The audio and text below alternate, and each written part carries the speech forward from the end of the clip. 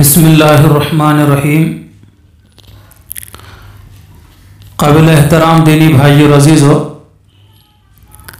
आज का मसला ये है कि अय्याम क़ुरबानी में क़ुरबानी के गोश्त को बेचना फ़रोख्त करना जायज़ है या नहीं है।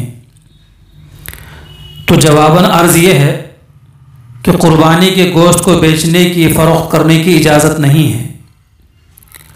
क़ुरबानी के गोश्त को बेचना नाजायज़ और गुनाह है।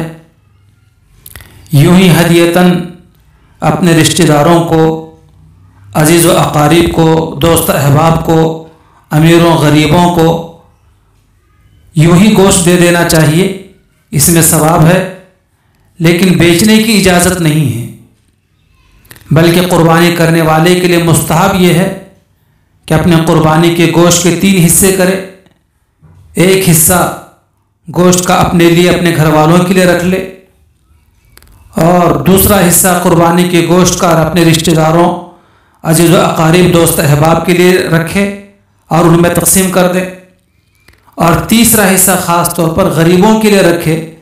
गरीब, ज़रूरतमंद, इन लोगों में तीसरा हिस्सा तक़सीम कर दें। लेकिन क़ुरबानी के गोश्त को कीमतन बेचने और फ़रोख्त करने की इजाज़त नहीं है, बल्कि ये नाजायज़ है। इस्लाम वो मज़हब है जो हर खुशी के मौके पर गरीबों को याद रखने की और याद करने की तालीम और तलक़ीन करता है।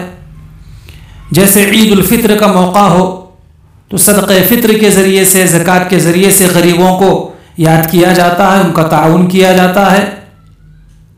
इसी तरह वलीमा के मौके पर वलीमा भी एक खुशी का मौका होता है, शादी खुशी के मौका होता है। तो वलीमा के मौके पर भी तालीम यह है इस्लाम की कि गरीबों को, ज़रूरतमंदों को भी इसमें शामिल किया जाए।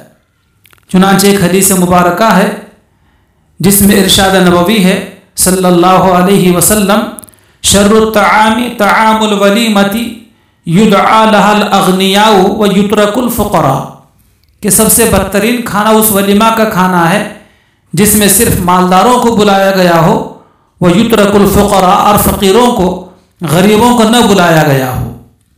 इसलिए जब वलीमा का मौका हो तो ऐसे मौके पर जहाँ अमीरों को, दौलतमंदों को, रिश्तेदारों को, दोस्त अहबाब को बुलाते हैं, तो ज़रूर कुछ ना कुछ गरीबों को भी बुलाना चाहिए, ताकि वो भी हमारे वलीमा के दस्तरखान पर खाना खाकर हमारे खुशी में शरीक होकर ढेर सारी दुआएं देकर जा सकें।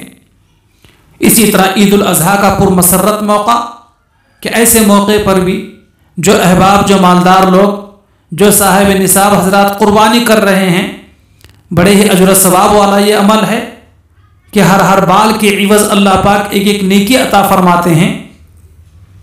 ऐसे खुशी व मसरत के मौके पर भी क़ुरबानी के गोश्त में गरीबों का एक हिस्सा रखकर एक हिस्सा गरीबों में तक़सीम किया जाए, ताकि वो भी इस मौके पर, ईद के मौके पर, इस हमारे खुशी में शरीक होकर हमें दुआएं दे सकें। अल्लाह ताला से दुआ है कि अल्लाह ताला हमें अमल की तौफ़ीक़ अता फ़रमाए। आमीन सुम्मा आमीन।